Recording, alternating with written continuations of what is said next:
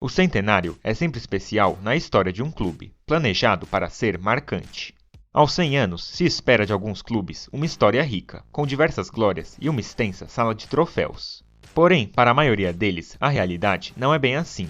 Muitos chegam aos 100 anos com raros momentos de destaque e de glórias no futebol. No vídeo de hoje, apresento 10 casos de equipes centenárias que são pouco vencedoras no Brasil. Deixe seu like e se inscreva no canal, se for novo ou nova por aqui. Lembrando que conquistas de torneio início, turnos de estadual ou campeonatos municipais e de interior não foram levados em conta. Alguns serão brevemente citados apenas. Vamos começar no Rio de Janeiro, com o tradicional São Cristóvão. O clube de futebol foi fundado em 1909, tendo como grande marca o fato de revelar Ronaldo Fenômeno para o mundo da bola. Inclusive, o estádio do clube exalta isso e leva o nome do R9. Porém, em matéria de títulos, o clube tem apenas 2 de real expressão, ambos no Campeonato Carioca. O primeiro deles veio em 1926. Em um torneio de pontos corridos, o São Cristóvão venceu 14 dos 18 jogos, liderando e ficando com a taça. 11 anos depois, em 1937, uma situação peculiar. No começo do profissionalismo, o futebol carioca enfrentava uma cisão, com 2 ligas de clubes e 2 campeonatos diferentes. Um deles foi organizado pela Federação Metropolitana de Desportos, a FMD, onde estava o São Cristóvão. A edição de 1937 teve o primeiro turno, onde o São Cristóvão liderou e ficou com o título. Porém, o campeonato não acabou, devido à fusão da FMD com a Liga Carioca de Futebol. Somente em 2023, o clube foi reconhecido como campeão carioca de 1937. Como sabemos, o São Cristóvão decaiu nos últimos anos, estando fora do Campeonato Carioca desde 95. Em 2001, o clube até jogou uma fase preliminar, mas terminou em último e não avançou à fase principal. Recentemente, a casa vem sendo arrumada, com a equipe faturando o título da 4ª Divisão Carioca em 2023. Seguindo em solo carioca, falamos do Barra Mansa. Tendo um leão como mascote, o clube tem como maiores glórias 2 títulos da 2ª Divisão do Rio, em 95 e 2014. Os dados de 95 estavam confusos, então aqui falarei apenas de 2014. No ano da Copa, foram 2 turnos na segundona. No primeiro, o Barra Mansa caiu em uma chave de 8 equipes e avançou como líder, junto do Olaria. Na semifinal, duelo contra a Portuguesa da Ilha, e com um empate por 1-1, o Barra avançou pela melhor campanha. Na decisão, o Olaria, e após empate por 2-2, o Barra Mansa ficou com o título, de novo pela campanha, garantindo vaga no triangular do acesso. No segundo turno, a equipe tirou o pé e foi apenas 6ª colocada do grupo, mas pouco fazia diferença na luta para subir. No triangular do acesso, encarou Tigres do Brasil e Barra da Tijuca. Com 3 vitórias em 4 jogos, levou o acesso e o título da segundona. O Barra Mansa também possui 2 títulos do Campeonato Fluminense, torneio que reunia clubes fora da cidade do Rio de Janeiro. Se quiserem um vídeo sobre, deixem nos comentários. Fechando o solo carioca, falamos do Goitacás. Além de 5 campeonatos fluminenses, o clube tem um título da 3ª Divisão Carioca e 2 conquistas na 2ª Divisão, que serão citadas aqui. A primeira delas veio em 1982. Em um campeonato de 8 equipes e em pontos corridos, o Alvianil foi líder, avançando para a grande final. Na decisão, um senhor passeio para cima do São Cristóvão, 3-0 com autoridade e taça na mão. 35 anos depois, em 2017, o Goitacás repetiu a dose na segundona. No primeiro turno, o clube caiu em uma chave de 10 equipes e saiu na liderança, rumo à semifinal. Para abrir o mata-mata, simplesmente o maior rival americano, no clássico de campos dos Goitacazes. Vencendo por 2-1, o Goitacás partiu para a final. Na decisão, encarou o Audax Rio e após empate sem gols, triunfou nos pênaltis para ficar com a taça. No segundo turno, o clube manteve o embalo, dessa vez avançando como vice-líder da chave, mas podendo levar os 2 turnos. Na semifinal, acabou parando no Itaboraí, com derrota de 2-1. Porém, a vaga na semifinal geral do campeonato estava definida. No mata-mata, valendo o acesso, mais uma vitória para cima do arquirrival americano, garantindo vaga na elite e a passagem para a final. Na decisão, América e Goitacás, que após vitória de 1-0 na ida e empate na volta, faturou o bicampeonato da segundona. Saindo do Sudeste, agora para o Nordeste. No interior de Alagoas, temos o centenário Sport Clube Penedense. Em mais de 100 anos, o Alvirrubro é dono de apenas 3 taças, todas na 2ª Divisão estadual. A primeira delas veio no ano 2000. Em um torneio curto de apenas 6 times, o Penedense foi líder da fase única e ficou com o título, vencendo 8 dos 9 jogos disputados. Deveriam ser 10, mas aparentemente a última rodada foi cancelada, por não valer nada. 4 anos depois, a Federação Alagoana resolveu dividir os 6 clubes em 2 grupos de 3, algo bizarro. Em seu triangular, o Penedense foi segundo colocado, avançando ao lado do Céu. Na semifinal, ninguém menos que o CSA, rebaixado no estadual de 2003. Parecia um jogo fácil para o azulão, mas o Penedense surpreendeu e pelo gol fora avançou para a final e ficou com acesso, impondo mais um ano de pesadelo para o CSA. Na decisão, duelo contra o Dimensão Saúde, e o bicampeonato veio com 2 vitórias, por 2-0. Por fim, o tricampeonato em 2023. Em uma segundona mais recheada, com 10 clubes, o Penedense foi o melhor de todos na primeira fase, liderando após 9 jogos e 8 vitórias. Na semifinal, reencontro com o Dimensão Saúde. Cada um venceu uma partida por 1-0, mas pela melhor campanha, o Penedense foi a decisão. Na final, o insistente Zumbi, vindo de várias batidas na trave. Após 2 empates por 0-0, o Penedense levou a melhor nos pênaltis, ficando com o título e o acesso, e mais uma vez condenando o Zumbi ao quase acesso. Viajando para Sergipe, vem ao vídeo o Maruinense. O clube da cidade de Maruim possui 3 títulos da 2ª divisão sergipana. O primeiro, em 84, não foi encontrado, então falaremos dos outros 2. Em 2003, o bicampeonato começou em um triangular, com Estanciano e Olímpico de Aracaju. O clube foi líder e partiu para a semifinal. Nas semis, encarou o São Cristóvão de Carmópolis, vencendo por 2-0 e avançando à decisão. Como podem notar, o escudo do River Plate de Sergipe aparece no São Cristóvão, que virou sósia dos argentinos em 2006.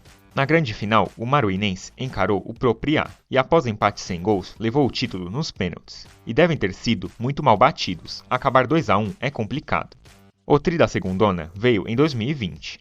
Estreando no grupo C, o Maruinense liderou contra Barra, Socorrense, Socorro e Aracaju, chegando nas quartas de final. No começo do mata-mata, enfrentou o Boquinhense e, vencendo ambos os jogos, foi para o duelo do acesso, nas semifinais. Nas semis, encarou o Olímpico de Itabaianinha, perdendo o jogo de ida por 1-0. Na volta, porém, o clube reverteu o prejuízo, vencendo por 2-0 e levando o acesso. Na decisão, em jogo único, o Maruinense bateu o Atlético Gloriense por 2-1, levando a taça. Fechando o tour pelo Nordeste, um dos clubes mais tradicionais do interior pernambucano, o Central de Caruaru. Vindo em crise recente, a Patativa do Agreste possui 2 títulos da 2ª divisão pernambucana.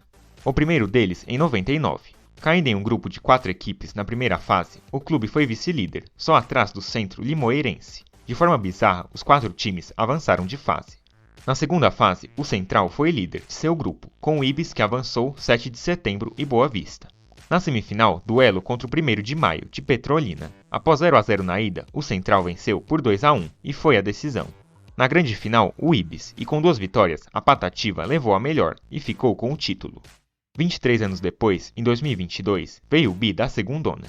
Começando em um grupo de 6 equipes, onde 4 avançavam, o Central foi líder, avançando junto com Maguari, Belo Jardim e o arquirrival Porto.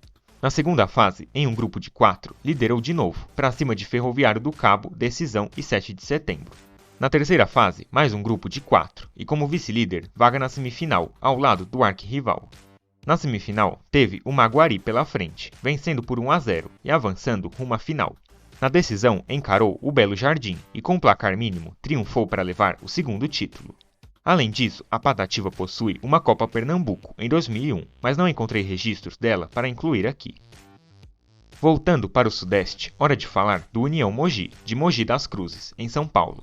Mesmo com 110 anos, é um dos menores clubes do estado, tendo apenas um título. E ele foi na Bezinha de 2006, então a 4ª divisão paulista. Na primeira fase, em um grupo de 7 clubes, avançou como líder e com autoridade, sem perder nenhum dos 12 jogos. Na segunda fase, grupo de 4, e apesar da queda da invencibilidade, o União avançou como 2º colocado. Na terceira e decisiva fase, o clube voltou a liderar, garantindo acesso junto do Linense e uma vaga na final da Bezinha. Em jogo único, bateu o Catanduvense por 1-0 e ficou com a taça. Viajando para o interior paulista, vamos ao Bandeirante de Birigui. Centenário em 2023, o clube possui 3 títulos em sua sala de troféus. Um deles da 4ª divisão de 63, mas a campanha não foi encontrada. Em 86, veio a conquista mais importante de sua história, a 2ª divisão estadual. A competição na época era extensa, uma bagunça. Caindo em um grupo de 14 equipes, o Leão foi vice-líder, ficando só atrás do Marília e avançando com outras 6 equipes, algumas que nem existem mais. Na segunda fase, grupo de 4, e só o líder avançando. Foi exatamente o Bandeirante, contra 3 clubes que fecharam as portas com o passar dos anos. Na terceira fase, em mata-mata, encarou o Tanabe. Com um empate na ida e triunfo na volta, o Bandeirante seguiu adiante. Por fim, a quarta fase, onde o Bandeirante liderou para ficar com o título e o inédito acesso para a elite do estado em 87. Junto com ele subiu o Noroeste. Além dessa conquista, o Bandeirante levou também a Copa Paulista de 2001, chamada então de Copa Coca-Cola. Na primeira fase, em um grupo de 8 equipes, foi líder, com 8 vitórias e 26 pontos, avançando à semifinal. Nas semis, despachou o Noroeste em jogo único, com boa vitória por 3-1. Na decisão, o União Barbarense. Após vitória por 2-0 em casa, o Bandeirante confirmou o título, mesmo com a derrota na volta, por 1-0. Vale mencionar que, pela conquista, o clube jogaria a Copa do Brasil de 2002. Porém, na boa e velha politicagem, a CBF arrumou o famoso jeitinho e tirou a vaga do Bandeirante, passando ela ao Bragantino. Antes de seguir, os apoios financeiros do canal.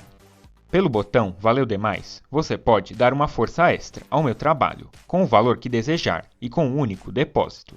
Também há o clube de membros, por pequenos valores mensais, e com seu nome aparecendo no final de cada vídeo, além de acesso antecipado a todos eles.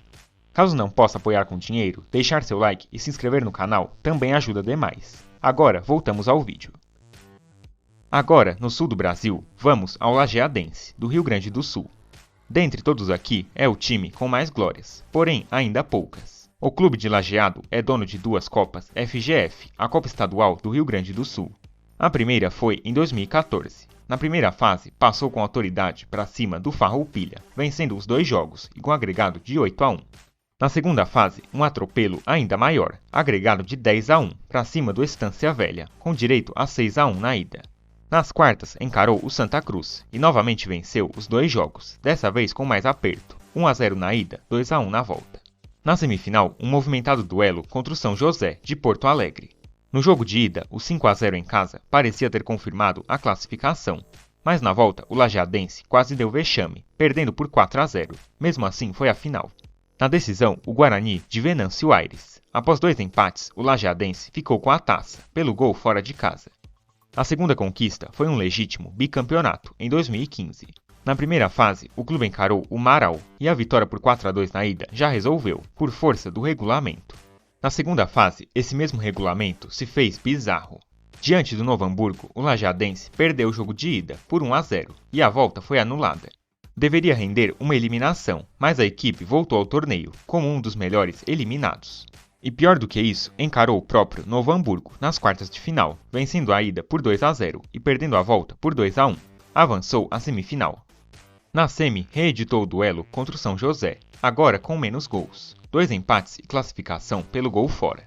Na decisão, encarou o Pelotas e com empate em casa e vitória por 1-0 fora, o lajeadense foi bicampeão. Além das Copas, o clube faturou 2 vezes a segunda divisão gaúcha, há bastante tempo. Antes, aviso que os dados podem estar inconsistentes, muito pelo longo tempo. A responsabilidade é da ótima fonte que uso nos vídeos. Bom, o primeiro título veio em 1959. Começando em um triangular, o lajeadense avançou como líder, superando Estrela e Avenida. Na sequência, o clube teria 2 mata-matas. Depois de bater o Camaquense por 5-2, avançou pela desistência dele, sem jogo de volta. No mata-mata seguinte, enfrentaria o Inter de Rosário do Sul, que também desistiu. Acreditem, um Internacional azul. No triangular final, superou Nacional de Cruz Alta e Atlântico de Erechim, ficando com o título da segundona. Por fim, a edição de 79. Encarando uma fase final com outras 7 equipes, o lajeadense foi líder, com 26 pontos, ficando com o bicampeonato. Para fechar os 10 clubes, vamos a um caso bem peculiar. Uma equipe centenária que não tem nenhum título, o Isabelense do Pará. Mesmo com 100 anos, o clube nunca ergueu uma taça. Em 1981, chegou bem perto, terminando em segundo lugar, na fase final do Paraense, superando o Remo e Tunaluso, e só atrás do Paysandu. No ano seguinte, foi novamente o intruso do interior, mas dessa vez ficou atrás da dupla Repá, em terceiro lugar. Além desses quases na elite, o Isabelense foi vice-campeão também na segunda divisão do estado, em 2005. Em uma edição com 6 clubes, foi segundo colocado, na fase única, atrás do Vênus. E claro, não podia faltar uma menção honrosa ao Juventus da Moca. Centenário em 2024, o Moleque Travesso tem poucos títulos, mais relevantes, como o Paulistão de 1934 e a Taça de Prata em 83. Resolvi dar espaço a clubes menos conhecidos, mas fica o registro. E antes de encerrar, fica a citação ao canal Além das Lentes. Projeto de um colega de faculdade, e recentemente eles produziram um documentário sobre o centenário do Juventus. Está passando no card, cheguem por lá depois, vale a pena. O vídeo de hoje fica por aqui. Com a chegada da fase quinzenal de vídeos no canal, a produção ficou bem mais corrida. Então, peço demais a todos que deixem seu like, se inscrevam no canal e compartilhem com os amigos, para o vídeo chegar a mais gente. Caso tenha sugestões de temas, os comentários estão abertos, não hesitem em contribuir. Reforço o convite para assinar o clube de membros, ou para contribuir pelo botão Valeu Demais. Muito obrigado a todos, e até o próximo vídeo.